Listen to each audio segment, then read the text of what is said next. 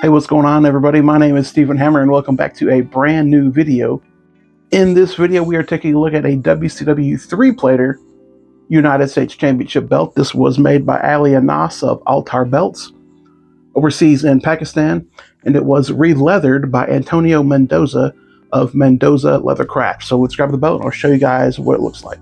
All right, and here is this WCW United States Championship belt, the 3-plate version. And this one actually has the 4th plate that says Jamar, but we'll get into this in just a second. So this belt is not owned by me. This belt is actually owned by a friend of mine in the belt collecting hobby, by Nathan LeCount. He had owned this belt and he had recently sent it to Mendoza Craft, Mendoza Leather, for some fresh new leather. And then he told Mendoza, hey, send it to Stephen Hammer so he can review it. So I appreciate Nathan and Mendoza working together to do the leather, and then having Nathan want me to review it on the channel. I appreciate that a lot.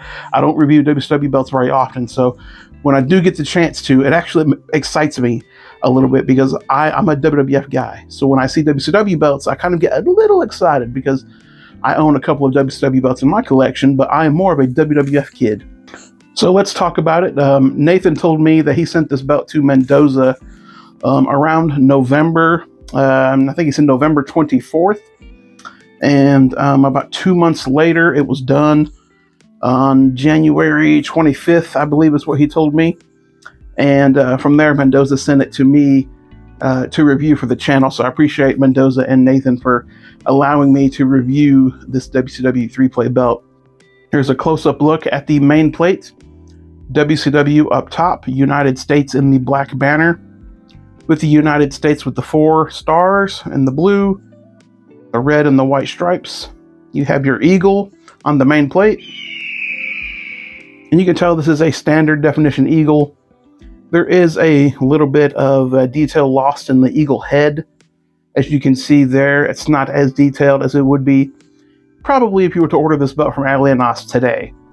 You'd probably get more detail on a standard definition belt today than you would compared to 2 years ago when Nathan got this belt from Ali Anas. So you have your 2 flags at the bottom blowing in the wind. Heavyweight Wrestling Champion banner in black at the bottom. Now these are probably the side plates that I absolutely hate the most out of almost any wrestling belt. There's so much going on in these side plates that you can't even see what's really going on.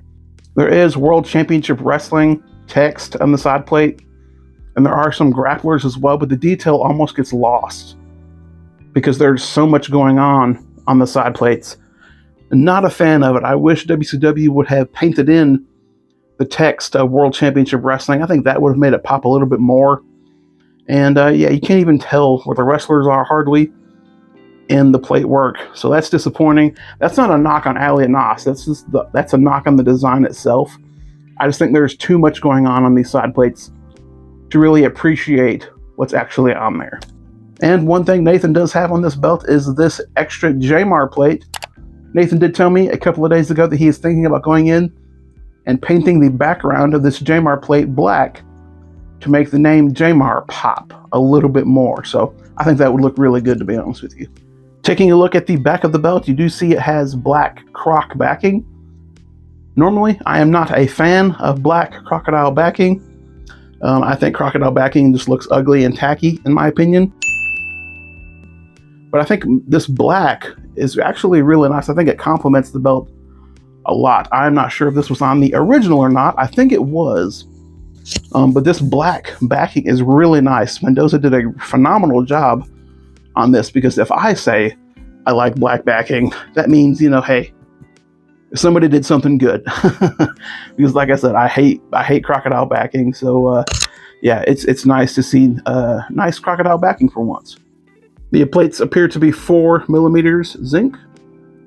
The leather on the outer edges does have like that smoking skull Jamar like outer lip. I'm not sure what the proper name of that is, but this right here, you can see the tooling going around the plate, but then you also have like this extra border going around the tooling. I call it a lip. Some people call it an outline. I'm not really sure what it's called, but this was on the smoking skull belt, so it was on a lot of Jamar belts as well. Like the European title had it, some other ones had it as well, but that little extra border that goes around the side plates. You have like just that little outline around the tooling. Very minimal tooling in the snap box. Hardly any, if I'm being honest with you. On the female side of the snap box, you will see these nice golden snaps on the end. They look really nice compared to a lot of overseas belt makers. And on the end of the leather, you do see Mendoza Craft stamped on the end of the leather, letting you know this is his work.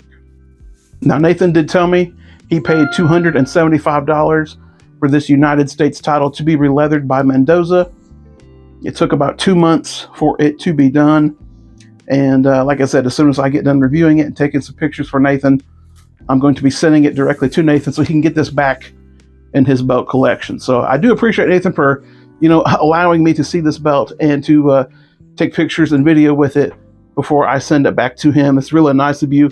Let's do a snap test of this United States title. I'm going to assume everything lines up and snaps up. I'm sure Mendoza checked everything before he sent it out. So let's do it anyway. Oh, like butter. Yeah, that snaps up so easily. Just like so. And the leather definitely supports the plates if you want to put it on your shelf or display, bookcase, however you want to do it. Yeah, just like that. Snaps up easily. Edges of the belt are nice and smoothed over. Mendoza did a nice job on that. Okay, here's a close-up look at this WCW United States belt. SD plates by Altair. Get you guys a nice look at the plates. A nice look at the leather. Good old, and it still smells like leather too, which is great. My office back here just smells like leather. Nice leather work by Mendoza.